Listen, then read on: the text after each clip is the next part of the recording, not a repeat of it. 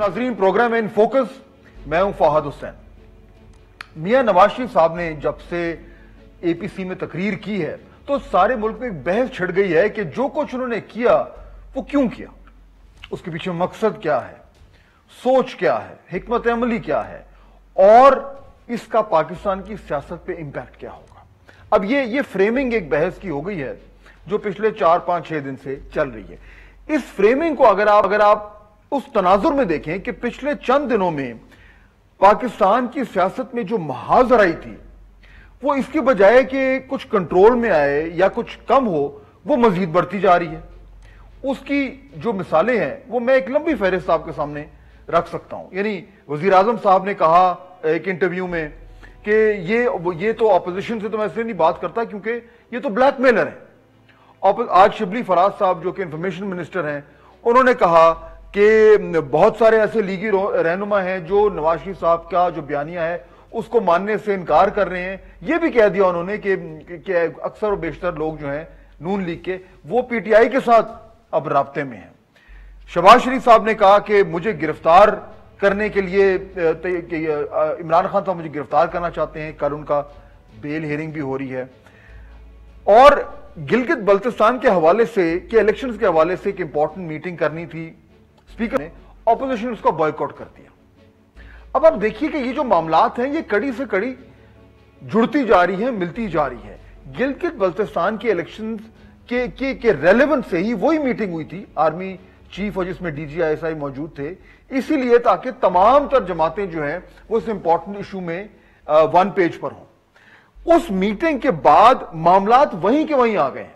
यानी ऑपोजिशन का ये बयानिया, और बात बाय द वे दुरुस्त भी है, वो कहते हैं कि हम स्पीकर नेशनल असेंबली से क्यों मिले, उनका गिलगित बल्तिस्तान के इलेक्शन से क्या ताल्लुक है। अगर हमें मिलना है तो हम जो चीफ इलेक्शन कमिश्नर है गिलगित बल्तिस्तान के, उनसे मुलाकात करें। जीबी के इलेक्शन आ रहे हैं नवंबर 15 में और एड़ी चोटी का जोर लगाया गया। कई सालों से हम ये बातें सुन रहे हैं कि हमने इलेक्शन की इस्लाहात लानी है, हमने इलेक्शन को फ्री एंड फेयर बनाना है, हमने माजी की गलतियों से सीखना है। वो तमाम तर शोर शराबे के बाद कि आपको याद होगा 2013 से बात हो रही है, अब ये एक और बड़ा इलेक्शन, इंपॉर्टेंट इलेक्शन आ रहा है, अभी से ये मसला खड़ा हो गया है कि क्या ये फ्री एंड फेयर होंगे, नहीं होंगे, उसके ऊपर झगड़े शुरू हो गए हैं। सवाल मेरा ये है नाजरीन कि हमारा सियासी निजाम इसकी बजाय कि वो मुस्तहकम हो, उसमें ज्यादा लोगों का एतमाद हो और तमाम स्टेक होल्डर्स जो हैं वो उसमें हिस्सा डालें, मामलात तो और ज्यादा कमजोर होते जा रहे हैं। अगर गवर्नमेंट ऑपोजिशन को ऑपोजिशन नहीं मानना चाहती और ऑपोजिशन गवर्नमेंट को गवर्नमेंट नहीं मानना चाहती तो ये निजाम कहां जा रहा है। ये मैंने कल भी इस पर जिक्र किया था, लेकिन आज मैं उसको उस एंगल से उठाना चाह रहा हूं कि नवाज शरीफ साहब ने इस सारे बैकग्राउंड में, ये जो सारा बैकग्राउंड है, इसकी रोशनी में नवाज शरीफ साहब ने जो तकरीर की, उसके बाद अब मामलात कहां जा रहे हैं। क्या मजीद कमजोर होता जा रहा है ये मामला, या नवाज शरीफ साहब ने बड़ी सोच समझ के ये बात की है और उन्होंने पीटीआई के लिए एक नया चैलेंज खड़ा कर दिया। इस कॉन्टेक्स्ट में मैं आज अपने दो मेहमानों से बात करूंगा और ये जानने की कोशिश करते हैं कि बेहतरी आ रही है या हम एक तरीके से कोलिजन कोर्स की तरफ जा रहे हैं। ए वाइस मार्शल शहजाद चौधरी साहब मेरे पहले मेहमान हैं, तज्जिया निगार हैं, कॉलमिस्ट हैं, एनालिस्ट हैं, आपका बहुत शुक्रिया। जनाब मुनीफ फारूक साहब मायनाज एंकर पर्सन है, जियो टेलीविजन पे अपना प्रोग्राम करते हैं, तज्जिया निगार भी हैं। मुनीफ फारूक साहब आपका भी बहुत शुक्रिया। शहजाद चौधरी साहब, बात में अगर आपसे शुरू करूं, मुझे तो कम से कम ये लग रहा है कि हमारा ये जो एक कॉन्फ्रंटेशनल पॉलिटिक्स है उसमें शिद्दत मजीद आती जा रही है और आए दिन, यानी मुझे ही नजर आता है कि हुकूमत ने यह फैसला कर लिया है कि हमने नवाज शरीफ, पीएमएल और पीपल्स पार्टी को नहीं छोड़ना। ये फैमिली पार्टीज हैं, इनका इस डेमोक्रेसी में कोई रोल नहीं है। मुझे लगता है कि उनका ये फैसला हो गया है और इस फैसले की बुनियाद पे वो रोजाना जो है वो उनके ऊपर चढ़ाई कर रहे हैं। ये बिल्कुल जीरो सम गेम शुरू हो गई है। शहजाद चौधरी साहब, देखिए, आपने बिल्कुल सही कहा कि पॉलिटिक्स के दो मकासद हो सकते हैं ना, एक तो ताकत का हसूल है और दूसरा सियासत, जिस मकसद के लिए सियासत बनी या बनाई गई कि एक निज़ाम को लेके आगे चलना है। और निज़ाम है लोगों की भलाई का, एक मईशत को चलाने का और एक रियासत को चलाने का। ये तीन बड़े उसके काम हैं किसी भी सियासत के, जब सियासत फॉर्म होती है। तो हमारे यहाँ सियासत बदकिस्मती से मईशत, रियासत और अवाम के भलाई के बजाय अब वो आ गई है ताकत के हसूल पे। और ताकत के हसूल पे इसलिए आई है क्योंकि देखिए हमारे यहाँ दो बड़ी मेजर पार्टीज थी। अगर आप पॉलिटिकल फोर्सेस की बात करें तो PMLN थी, नवाज शरीफ साहब, PPP थी, बेनज़ीर भुट्टो साहबा, या उनके जो पीछे बाद में अब नेक्स्ट जो उनकी जनरेशन है। तो यहाँ पे एक थर्ड पार्टी एंटर कर गई है जो कि एक कहते हैं ना कि bull in a China shop. ये bull in a China shop चला गया। चाइना शॉप बड़ी ज़बरदस्त चल रही थी इन तमाम लोगों के लिए जो कि चला रहे थे चाइना शॉप को। ये दूसरी बात है, उस चाइना शॉप में एंट्री किसी की नहीं हो सकती थी। वहाँ पर गरीब आदमी का कोई अमल दखल नहीं था। पहले सरबत लोग आते थे, वहाँ से माल खरीदते थे, चले जाते थे, और ये लोग ओनरशिप बना के बैठे हुए थे। वहाँ पे आ गया इमरान खान की शक्ल में एक बुल, और उसने वहाँ पे तबाही मचाई शुरू कर दी। कैसे आया, किसने कोई लेके आया, ये दूसरा उसका हिस्सा है जो कि हमें परेशान कर रहा है। तो मेरी नज़र के अंदर तो डिसाइड ये करना है कि कॉन्फ्रंटेशनल पॉलिटिक्स का मकसद क्या होता है। कॉन्फ्रंटेशनल पॉलिटिक्स पॉपुलिस्ट पॉलिटिक्स है। ये लोगों को सर्व नहीं करती, रियासत को सर्व नहीं करती, अपने मकासद, हाँ अपने सियासी मकासद को सर्व करती है, अपने हो सकता है ट्राइबल मकासद को भी सर्व करती हो, अपनी पॉलिटिकल पार्टी के मकासद को भी सर्व करती हो, और ख़ास तौर पर फिर इसमें हम मुज़मरात में चले जाएंगे कि अपनी विद इन द पार्टी जिस किस्म की सियासत है उसको कैसे एड्रेस होती है। बदकिस्मती से मैं नवाज शरीफ साहब का 3 मरतबा के जो वज़ीर आज़म हमारे रह चुके, उनका ये जो बयानिया, ये जो तकरीर थी, देखिए ये चीज़ें सब जानते हैं।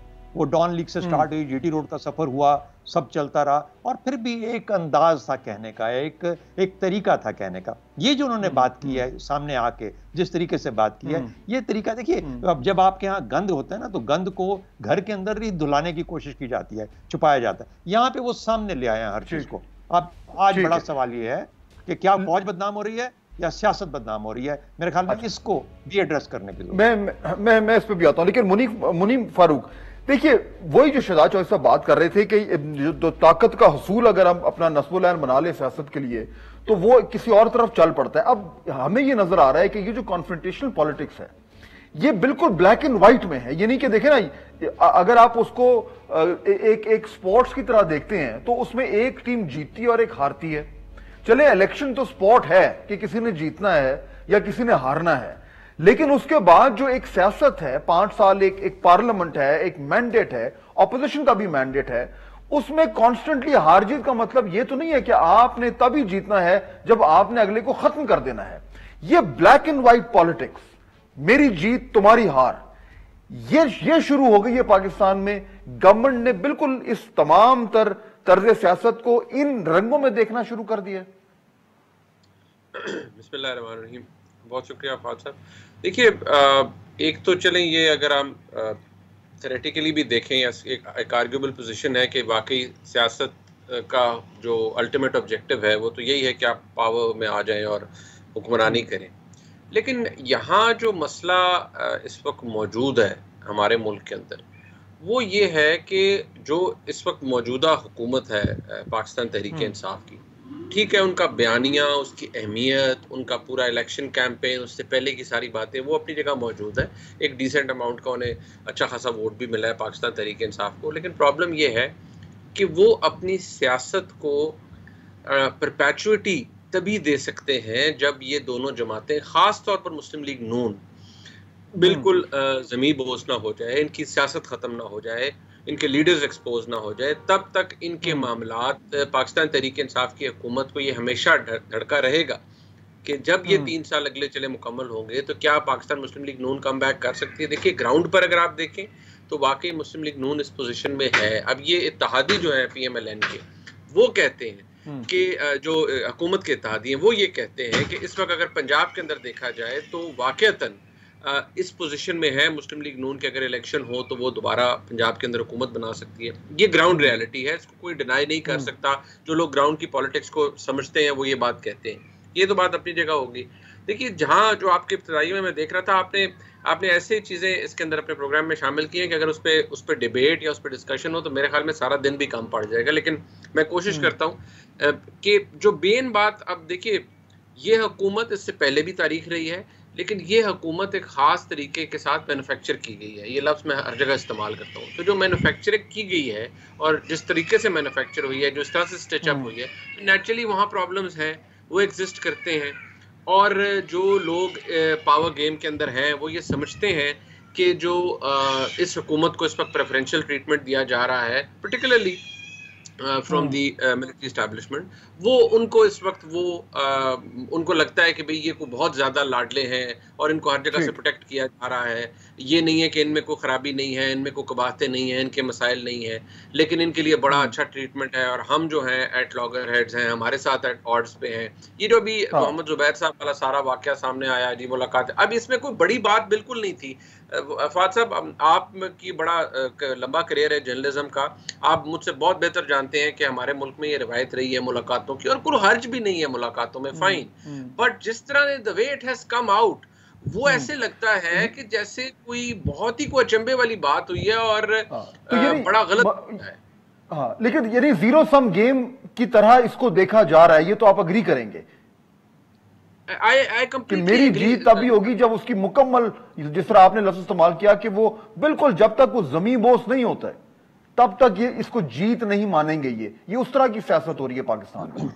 सर, वो बात मैंने अर्ज की ना जी कि पीटीआई को ये अपने सियासी तौर पर वो बिल्कुल ठीक कर रहे हैं, उनको यही करना चाहिए। उनकी अगर सियासत को देखा जाए, उनको पता है कि अगर हम मुस्लिम लीग नून को खत्म नहीं करेंगे इन द नेक्स्ट 3 years तो हम आगे हुकूमत हमें प्रॉब्लम होगी। अभी तो चले स्टिच अप हो गई पंजाब के अंदर, लेकिन क्या परफॉर्मेंस, डिलीवरी, हर चीज ऐसी रहेगी? क्योंकि आपको पता है कि it's not only the performance, और बहुत सी चीजें फैक्टर कर जाती।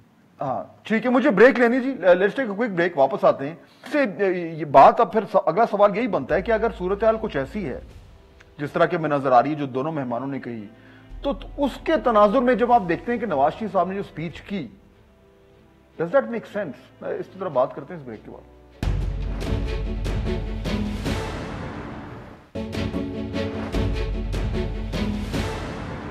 अजीम, ब्रेक के बाद खुश आमदेद। अगर बिल्कुल जीरो सम गेम है, अगर गवर्नमेंट ने यह फैसला कर लिया है, प्राइम मिनिस्टर ने यह फैसला कर लिया है कि ये ऑपोजिशन जो है इसको जेलों में होना चाहिए, मैंने ना इनसे हाथ मिलाना है, ना मैंने इनके साथ बैठना है, ना मैंने इनसे मुज़ाकरात करने हैं, तो फिर ऑपोजिशन का रोल जो है वो क्या है? ये जिस तरीके से गवर्नमेंट देख रही है ऑपोजिशन को, उससे मामला जो है वो और ज्यादा कॉन्फ्लिक्टेशन की तरफ जा रहे हैं। अगर बाकी में मामला ऐसे हैं शहजाद चौधरी साहब, तो फिर अगर आप नवाज शरीफ हो, आपके पास फिर चॉइस क्या? आप कहेंगे ठीक है, ये अगर मुझे तबाह करना चाहते हैं, खत्म करना चाहते हैं, तो ठीक है, फिर मैं भी इसी तरह की सियासत। उनके पास फिर शायद कोई चॉइस ही नहीं थी। अच्छा देखिए, जीरो सम गेम मुझे तो इसलिए नहीं लगती कि जो इस किस्म की सोच रखता है वो बिल्कुल या बावला है या पाकिस्तान की सियासत को समझता नहीं है। देखिए, नवाज शरीफ साहब पाकिस्तान की जेल से ही निकल के बाहर गए हैं। वो कोई जेल, ये नहीं कि उनको पकड़ने की कोशिश की जा रही है। तो आफ्टर ऑल उनकी जो भी नैरेटिव था, कहानी थी, जो उसका मसला था, जो किसी ने अगर कोई रिलीफ दी, ये सब कुछ पाकिस्तान के अंदर से ही हुआ है। कोई बाहर से कोई नहीं आया जिसने उनको बाहर भेजा यहाँ से। तो इसलिए जीरो सम का तो सवाल ही पैदा नहीं होता। आप अपने इस तरह के कैदियों को जिनको आप पकड़ के खत्म कर देना चाहते हैं, उनको आप इस तरीके से छोड़ के फिर दोबारा एक और नई सियासी जिंदगी तो नहीं देते। दूसरी बात, 2.25 करोड़ तो इन्होंने वोट लिए पीटीआई ने, 1.25 करोड़ वोट पीएमएलएन का है। और बिल्कुल मुनीब सही बात कर रहे हैं। देखिए, कम से कम 10 या 11 सीटों का पंजाब में फर्क है। जब चाहे पाकिस्तान पीपल्स पार्टी पीएमएलएन के साथ मिलकर और 2-4 और इंडिपेंडेंट मिला के पंजाब की गवर्नमेंट को गिरा सकते हैं। मुझे हैरानगी ये है कि ये इतने लंबे रास्ते से कान को पीछे से पकड़ने के बजाय सीधे रास्ते क्यों नहीं पकड़ते? पंजाब में सबसे पहले आप अपनी गवर्नमेंट को लेके आइए और आप अपने जो मैंडेट है उसको एस्टैब्लिश कीजिए। What is stopping you from doing that? दूसरा, आ जाए वापस इसके ऊपर सेंटर के अंदर। भाई, सेंटर में पहले दिन से आपके पास ये ऑप्शन थी कि आप चलें, आपने ले लिया, हलफ ले लिया, आपको उम्मीद थी मामला ठीक चलेंगे, नहीं चले। ये नालायक गवर्नमेंट है, नाअहल गवर्नमेंट है। आपने क्यों नहीं वहां से इस्तीफे दिए? फोर्स क्यों नहीं किया? आप असेंबलियां बंद करें, अपनी अपनी पॉलिटिकल जहां पे हैं, आप फोर्स करें इनके ऊपर इलेक्शन, एक mid term election. Why did you not do it? तो मेरा अपना ख्याल ये है, it is more than a statement और more than a story that is there behind that. दूसरी एक चीज याद रखें, कहानी क्या है? अब ना नवाज शरीफ साहब फौज को जीरो सम कर सकते हैं और ना फौज किसी और को जीरो सम कर सकती है। मुझे तो फिक्र ये है कि पीटीआई जीरो सम ना हो जाए इस चीज के अंदर। फिक्र की क्या बात है? 2 गवर्नमेंट पहले अगर करप्ट थी तो ये नाअहल है। अब आपके यहाँ 3 बड़ी ऑप्शन है, मुझे बात मुकम्मल कर लें। 3 बड़ी ऑप्शन है, तीनों पॉलिटिकल पार्टीज की शक्ल में। 2 आप करप्ट, और करप्शन के ऊपर कोई परसेप्शन की बात तो है ना। अगर कोई साबित नहीं भी हो रहा या कम हो रहा है और शायद होना भी चाहिए और ज्यादा होना चाहिए, इस तरह से जिस तरीके से लोगों के एसेट्स बढ़े। पीटीआई की नाअहलियत की वजह से क्या ये अगली की तरफ गवर्नमेंट बना भी पाएगी कि नहीं बना पाएगी? तो मेरा ख्याल है कि लार्जर इशू इज, आज नवाज शरीफ साहब की जो स्टेटमेंट है उसको पॉजिटिव सेंस में लेते हुए आज ख्याल ये करना है कि फौज का ये जो अमल दखल रहा, इसको किस तरीके से हटाया जा सकता है, हम कैसे कम करें इस फौज के अमल दखल को, और सियासी निजाम जो है किस तरह करप्शन से हटके अपने मेन पर्पस की तरफ आए ताकि किसी और को स्पेस ना मिले उसको मेलाइन करने की। मेरा ख्याल है ठीक है। यानी मुनीब फिर जो इस कॉन्टेक्स्ट में फिर जो नवाज शरीफ साहब ने कहा, जो जिस तरीके से उन्होंने पोजीशनिंग की, वो फिर यानी आपके हवाले से वो ठीक है, वो उससे निजाम को फायदा होगा? देखिए एक बात फाद साहब, ये बड़ी शायद तल्ख भी है, अनफॉर्चुनेट है। मैं बहसियत एक कानून के तालिब इल्म के, मेरी थोड़ा सा अगर देख लें एज अ स्टूडेंट ऑल्सो, कि वो मैंने देखा है, पढ़ा है या जो भी कुछ है, तो मुझे आई बिलीव कि जी सिविलियन सुप्रीमेसी होनी चाहिए, अकाउंटेबिलिटी बड़ी ट्रांसपेरेंट होनी चाहिए, बहुत सी चीज़ें होनी चाहिए।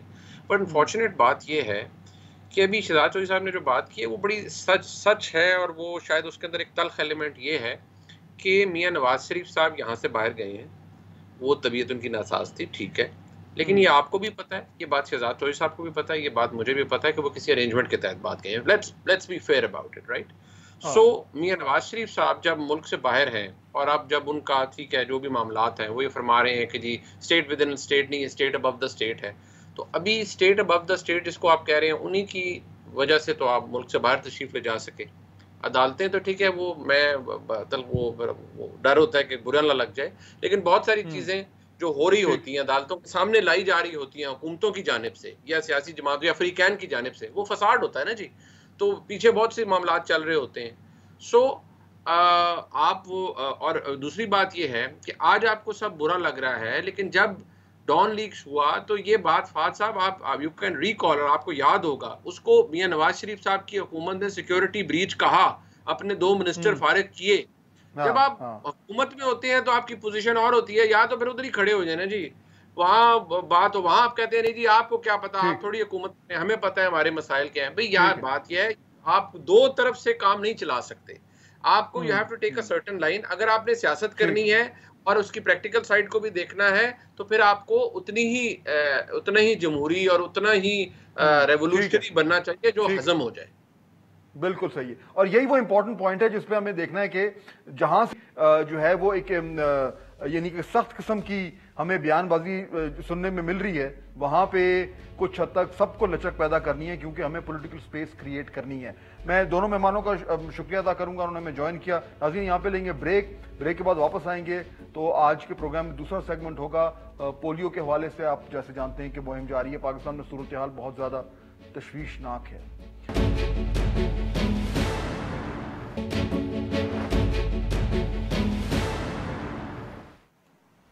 नाज़रीन ब्रेक के बाद खुश आमदेद। पोलियो के कतरे पिलाने की मुहिम जो है वो जारी है, और जिस तरह के आप अच्छी तरह जानते हैं कि हमारे यहाँ जो सूरत हाल है वो को बहुत ज़्यादा हौसला अफजा नहीं है। इस साल जो मेरे सामने कुछ फैक्ट्स एंड फिगर्स हैं, इस साल 74 नए केसेस जो हैं वो रिपोर्ट हुए हैं, और गुज़श्ता बरस जो है वो 147 केसेस सामने आए थे पोलियो के। और इसका अगर आप मवाजना करें तो 2018 में सिर्फ 12 केसेस थे। तो मामलात खराब हुए हैं, बाइस तशवीश हैं, न सिर्फ हमारे लिए बल्कि सारी दुनिया के लिए। और इस हवाले से अब पूरा एडी चोटी का जोर लगाया जा रहा है ताकि ये जो अब जो कैंपेन्स होनी है ये ज्यादा कामयाब हो। रिफ्यूजल जो हैं, जिसमें वालिदैन जो हैं गलत इंफॉर्मेशन की बुनियाद पर जो है वो अपने बच्चों को कतरे नहीं पिलाते, रिफ्यूज करते हैं, जिससे मामलात जो हैं वो और ज्यादा गंभीर होते जा रहे हैं। अब मामला और ये शायद आपको ये मालूम नहीं, मैंने चंद हफ्ते पहले भी आपसे जिक्र किया था कि जो है वो 25 अगस्त को WHO ने ऐलान किया था कि अफ्रीका जो है वो पोलियो वायरस से पाक हो चुका है। तो यानी दुनिया में ये पोलियो तकरीबन खत्म हो चुका है। पाकिस्तान वो वाहिद मुल्क है, शायद एक और मुल्क है जहां पे रह गया है।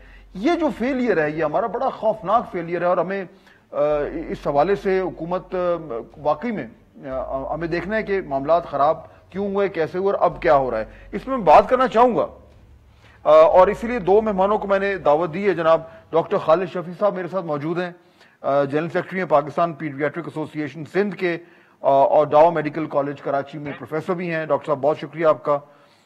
अब्दुल बासित साहब मेरे दूसरे मेहमान हैं, additional secretary health polio KP government में और कोऑर्डिनेटर हैं emergency operation centre Khyber Pakhtunkhwa के। अब्दुल बासित साहब आपका भी बहुत शुक्रिया। डॉक्टर खालिद शफी साहब, बात अगर मैं आपसे शुरू करूं, मैं ये पहले ये बताइए कि अब ये जो मामला जिस तरीके से अब इस वक्त सूरत हाल है, आपको ये लग रहा है, आप देख भी रहे हैं कि जहां जहां हम लोगों ने गलतियां की और गलतियां हुई, वरना ये केसेस इतने ज्यादा ना बढ़ते, गलतियां तो हुई हैं, वो जहां जहां गलतियां हुई हैं उनका अब हम अजाला कर रहे हैं। ये जो अब कैंपेन चल रही है, जिस तरीके से हम इन मामलात को हैंडल कर रहे हैं, ये बेहतर है और ऐन मुमकिन है कि अब हमें रिजल्ट्स आने शुरू हो जाएंगे। आप खुद पूरे एतमाद हैं इस हवाले से? शुक्रिया जनाब, आपने बड़े अहम मामले की तरफ तवज्जो दिलाई है। देखें जी, इसमें तीन चीज़ें हैं। पोलियो का ख़ात्मा उस वक्त मुमकिन होगा जब हम अपनी रूटीन इम्यूनाइजेशन को बढ़ाएंगे। रूटीन इम्यूनाइजेशन से मुराद है जो हमारे मुल्क में हिफाजती टीकों का प्रोग्राम है, उसमें बच्चे को पैदाइश पे एक पोलियो के डोज पिलाते हैं, फिर 6 हफ्ते पे पिलाते हैं, 10 हफ्ते पे पिलाते हैं, 14 हफ्ते पे पिलाते हैं और 14 हफ्ते पे एक पोलियो का इंजेक्शन भी लगाते हैं।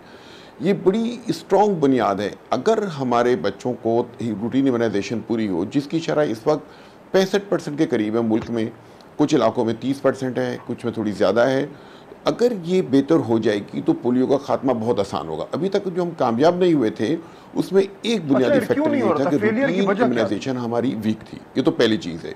इसकी तरफ कोविड फेलियर की वजह हमारी एटीट्यूड है। देखिए, बदकिस्मती से हमारे पास वैक्सीन भी मौजूद है जो रूटीन इम्यूनाइजेशन में पिलाई जाती है, इंतहाई महंगी वैक्सीन है। एक उम्दा किस्म का निज़ाम है जिसको EPI expanded programme of immunization कहते हैं, टीके लगाने का फ्री ऑफ कॉस्ट, इंतहाई महंगे, इंतहाई अच्छे क्वालिटी के टीके मौजूद हैं। हमारी बेतवज्जोही हमारा एटीट्यूड है जो हमारे वालिदैन का है, हमारे वर्कर्स का है, हमारा डॉक्टर्स का भी कह लें, जो हम लोगों में शऊर नहीं पैदा कर सके। तो बुनियादी चीज़ है, रूटीन इम्यूनाइजेशन मजबूत होगी तो हमारी पोलियो नहीं दूसरी बीमारियां भी कम हो जाएंगी। खसरा कम होगा, TB कम होगा, हेपेटाइटिस B कम होगा, तशन्नुज कम होगा। तो पहली बुनियादी बात तो ये है। तो बुनियाद जब तक मजबूत नहीं होगी हम आगे नहीं जा सकते। एक तो ये, इसकी तरफ आप खसूसी तवज्जो दे रहे हैं। कोविड के बाद हर शख्स ने महसूस किया कि जो जरासीम से बीमारियां फैलती हैं उससे बचाव का बेहतरीन तरीका है वैक्सीन। सारी दुनिया वैक्सीन में है कोरोना के लिए। तो भाई जिस चीज़ों की वैक्सीन मौजूद है उनकी हम इस्तेमाल क्यों नहीं कर रहे हैं? ये चीज़ हम हाईलाइट कर रहे हैं पूरे पाकिस्तान में। जो बच्चों के डॉक्टर हैं, जो हमारी हुकूमत की मशीनरी है, जो EPI का अमला है, तो अब हम लोगों में एक जज्बा पैदा कर रहे हैं, एक शऊर पैदा कर रहे हैं कि हम अपना हिफाजती टीम के प्रोग्राम से मुकम्मल इस्तेफादा करें। हुकूमत का जहाँ तक ताल्लुक है हम हुकूमत से मुतालबे करते रहते हैं, लेकिन इस मामले में हम क्या मुतालबा करें जब हर बच्चा जो पाकिस्तान में पैदा होता है उसके लिए हुकूमत ने वैक्सीन का इंतज़ाम किया हुआ है। सिर्फ हम उसको लगाने ही नहीं देते, वालिदैन नहीं लगाने देते। अच्छा, हम डॉक्टर्स लोगों को तवज्जो दिलाने में कामयाब इतने नहीं हुए जितना होना चाहिए। एक चीज तो ये। अब्दुल बासित साहब, ये जो डॉक्टर साहब जो जिक्र कर रहे हैं कि रूटीन इम्यूनाइजेशन का और उसमें जो कोताहियां हुई हैं और जिस हवाले से मामलात जो हैं, वो एक फैक्ट बड़ा इंपॉर्टेंट फैक्टर है जो हमारे यहाँ फेलियर्स हुए। अब इसमें यानी दो फेलियर्स दो तरफ हुए। एक तरफ हुकूमती निज़ाम, उसमें हमें पता है किस तरीके से इश्यूज हुए हैं। दूसरी तरफ जो एंड कंज्यूमर है, जो वालिदैन है, उधर शऊर की कमी है, अवेयरनेस की कमी है, रिफ्यूजल ज्यादा हैं। आप KP गवर्नमेंट में है, ये जो मामला है हुकूमत के अंदर, जो निजाम के अंदर जो प्रॉब्लम्स थे, जो इनएफिशिएंसीज थी, जो कमजोरियां थी, वो कम अज कम पुर हो गई हैं इस बारी। उस हवाले से कुछ आपको बेहतर रिजल्ट्स नजर आ रहे हैं? मैं फिर रिफ्यूजल्स पे मैं और शऊर पे फिर मैं बाद में आता हूं। गवर्नमेंट का मुझे बताएं। बिस्मिल्लाहिर्रहमानिर्रहीम। देखें, जहाँ तक एक्सपेंडेड प्रोग्राम ऑफ इम्यूनाइजेशन का ताल्लुक है तो मैं डॉक्टर साहब से बिल्कुल इत्तेफाक करता हूँ कि हमारा EPI का जो प्रोग्राम है वो सब ऑप्टिमल है, वो डिलीवर नहीं कर पा रहा। मैं जहाँ तक इसको देखता हूँ KP गवर्नमेंट के तनाजुर में, तो हमारे यहाँ ये प्योरली मैनेजमेंट का इशू है और मॉनिटरिंग का इशू है। देखें, EPI वाले जो होते हैं वो दो तरह के प्रोग्राम चलाते हैं। एक फिक्स साइट के ऊपर वो जाते हैं, बच्चों को वैक्सीनेट करते हैं, और दूसरा उनका एक प्रोग्राम है जिसको वो आउटरीच बोलते हैं।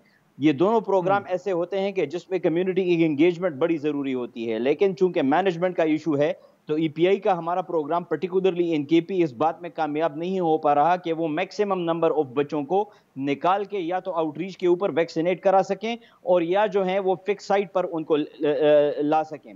दूसरी बात, इसमें मॉनिटरिंग की कमी है, क्योंकि हमारा जो ईपीआई टेक्नीशियन है वो एक किस्म की परसेंटेज में, हाई परसेंटेजेस में अपनी कवरेज क्लेम कर रहा होता है, लेकिन इस क्लेम की कोई वेरिफिकेशन नहीं है, इसकी कोई वैलिडिटी नहीं है। और साथ ही साथ डॉक्टर साहब को पता है कि हमारे प्रोग्राम के अंदर एक नॉन एएफपी जो केसेस होते हैं हमारे एक्यूट फ्लैसिड पैरालिसिस वाले, जो पोलियो लाइक होते हैं लेकिन पोलियो नहीं होते, ये प्रॉक्सी इंडिकेटर है ईपीआई प्रोग्राम के ऊपर।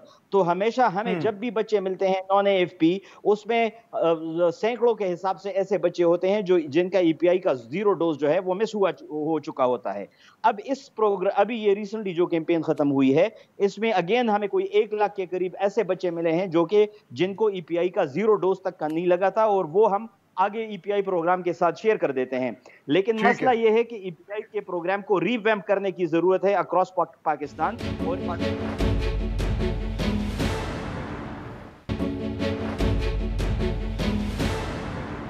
डॉक्टर खालिद शफी, देखिए मुझे यही चीज खटक रही है, जिस तरह अभी अब्दुल बासित साहब कह रहे हैं, मैं मजबूरियां समझता हूं, लेकिन देखिए ये 2020 है, 8 से 10 साल पहले ये अगर मैं ये बातें सुन रहा होता तो हम शायद ये समझ आती कि जनाब हुकूमत पाकिस्तान जो है वो अभी सीख रही है या उसकी कैपेसिटी इश्यूज हैं। 10-15 साल से आज भी ये जो मैं बात सुन रहा हूं वो यही है कि जनाब ये इशू है, ये होना चाहिए, ये नहीं हुआ। कि हमारी कैपेसिटी बिल्डिंग नहीं हो रही। यानी अगर अभी भी हम ये कह रहे हैं, और मैं यानी मुझे डॉक्टर अब्दुल बासित साहब की बात से मैं इत्तेफाक करता हूं कि हमें एतराफ करना चाहिए कमजोरियां हैं, लेकिन आज के दिन जब हमारे जो केसेस हैं वो 147 हुए पिछले साल, अभी भी हम अपने निजाम पे काबू नहीं पा रहे। ये तो बड़ी परेशान कौन बात है डॉक्टर खालिद शफी। जनाब काबू पाने की कोशिशें जारी हैं, ये बात नहीं है कि काबू नहीं पा रहे, लेकिन जिस नौयत की इनकलाबी तब्दीलियां होनी चाहिए शायद उतनी नहीं हुई हैं। वैक्सीन मौजूद है, वैक्सीन का निज़ाम मौजूद है, डिलीवरी में प्रॉब्लम है, शऊर में प्रॉब्लम है, ये दोनों तरफ है। ये टोटल हम ये नहीं कह सकते कि ईपीआई का फेलियर है। वैक्सीन लगाने पेरेंट्स जाते नहीं हैं, पेरेंट्स रिफ्यूज़ करते हैं, ये बात मतलब दोनों तरफ है। और हमारे हेल्थ केयर वर्कर्स को जितना इनपुट डालना चाहिए उतना इनपुट नहीं डालते हैं। मीडिया ने इन चीज़ों को अब हाईलाइट करना शुरू किया है। इससे पहले नेगेटिव प्रोपेगेंडा बहुत जोरों शोर से जारी था। अल्लाह का शुक्र है कि अब नेगेटिव, तो हमें पता है कि ये प्रॉब्लम है। मैं ये जानना चाह रहा हूं कि ये प्रॉब्लम किसने सॉल्व करना है? गवर्नमेंट नहीं करना है, शऊर पैदा करना है गवर्नमेंट ने करना है, अपने सिस्टम्स को बेहतर करना है, लोगों को ट्रेन करना है गवर्नमेंट ने करना है। तो आज भी अगर हम वही रोना रो रहे हैं जो 10 साल पहले रो रहे थे, तो फिर तो परेशान होने की बात है। जी जनाब, मैं कुछ अर्ज करूं कि ये बात अब कोरोना के बाद हम एक नए जज्बे के साथ हमने ईपीआई प्रोग्राम को दोबारा से शुरू किया है, जो पिछले 6-7-8 महीने में वैक्सीनेशन नहीं हुई थी। मैं आपको ये भी बता दूं कि जो पोलियो के केसेस थोड़े से कम अब हुए पिछले साल से, उसकी वजह ये नहीं है कि हमारी कोई कारकर्दगी अच्छी है। पिछले 4-6 महीने में कोविड की वजह से मूवमेंट्स लोगों की कम थी, जो लॉकडाउन था, सिचुएशन ऐसी थी, अगरचे कि वैक्सीन कम हो रही थी लेकिन माशरती दूरियां थी, मिलना जुलना कम था, ट्रैवल कम था, तो पोलियो ज़्यादा फैला भी नहीं था, उससे वैक्सीन भी कम हुई थी। अब बीमारी ज़्यादा शक्ल में सामने आएगी, पोलियो क्या और बीमारियां भी, अगर हमने अब अपना वैक्सीन के प्रोग्राम को पूरी तवज्जो नहीं दी। ये बहुत बड़ा इंपॉर्टेंट फैक्टर है और इस पे हमें सख्त तवज्जो चाहिए, और इसके साथ साथ पोलियो खुद ब खुद बेहतर होता जाएगा। अब मैंने आपके साथ कहा था कि 2 चीज़ें और हैं पोलियो प्रोग्राम में, ये तो रूटीन इम्यूनाइजेशन है, दूसरी 2 फैक्टर्स हैं। एक ये है कि पोलियो का वायरस हमारे यहाँ सर्कुलेट कर रहा है, हमारे सीवरेज वाटर में पोलियो का वायरस है, तो पोलियो का वायरस सीवरेज वाटर से हमारे बच्चों के मुंह में कैसे जाता है? तो जहां हमें इनकलाबी तब्दीलियों की ज़रूरत है, वहां हमें ये भी चीज़ देखनी चाहिए कि सारी दुनिया में जो इंसान की अमवात कम हुई हैं, जो इन्फेक्शियस बीमारियां कम हुई हैं, वो है सेफ वाटर, साफ पानी। अगर हम अपने शहरियों को साफ पानी नहीं मुहैया करते तो फिर तो बीमारियां कम नहीं होंगी। इसलिए साफ पानी की तरफ, क्लीन वाटर, हाइजीन की तरफ भी तवज्जो चाहिए, ये भी एक मलूज रखना चाहिए। हौसला अफजा कोई आंसर है ये जो हम जो जंग लड़ रहे हैं पोलियो के खिलाफ?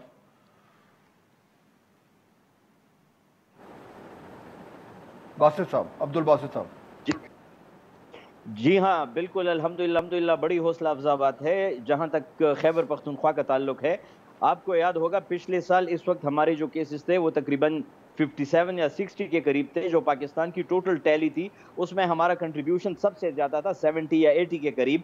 हालांकि इस साल के फिगर्स अगर आप उठा के देखें तो उसमें खातिर खा कमी आई है और हमारे केसेस लास्ट टाइम सितंबर के महीने में जो थे वो कोई 57 58 थे, जो कि अब 22 पे खड़े हैं। और ये 22 भी जो हैं इनमें 21 जो हैं वो हमारे जुनूबी अजला में हैं, जिसका मतलब ये है कि कोहाट के इस तरफ और स्वात तक और कोहिस्तान तक और हज़ारा डिवीजन में हमारे पूरे खैबर पख्तूनख्वा में वाइल्ड पोलियो का सिर्फ एक केस है।